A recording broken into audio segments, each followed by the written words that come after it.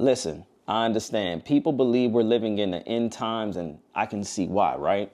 But every time I hear people talking about the end times, it's more so in a fearful manner. It's placing fear upon everyone, especially when you come across those Instagram, TikTok videos, right? But we know automatically we have to align it with the Bible. God doesn't give us the spirit of fear, right? He doesn't. The truth is this.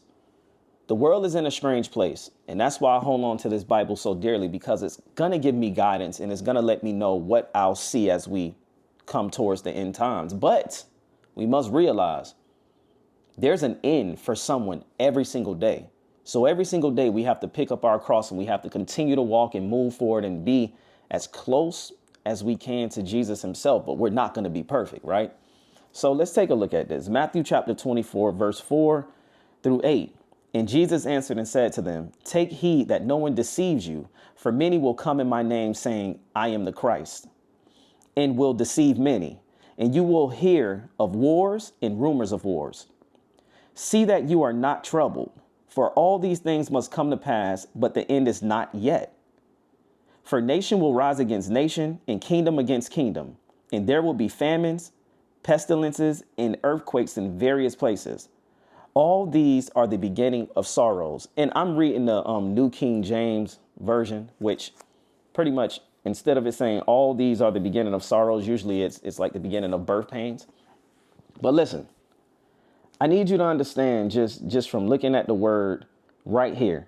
It is saying, see that you are not troubled, for all these things must come to pass, but the end is not yet.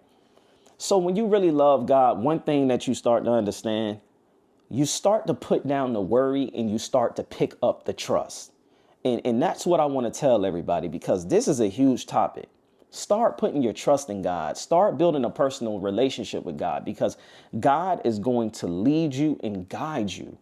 If you ever see someone speaking of certain things on the internet, or you ever see someone presenting themselves in a certain way, you have to align it with Bible. It is as easy as that. You don't have to second guess if this person is of God. If that person doesn't proclaim Jesus Christ as the Lord and Savior, they're not of God.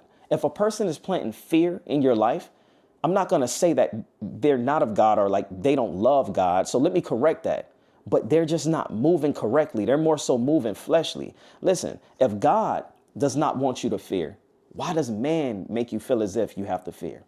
It is perfectly okay to let people know, like, hey, get on your P's and Q's.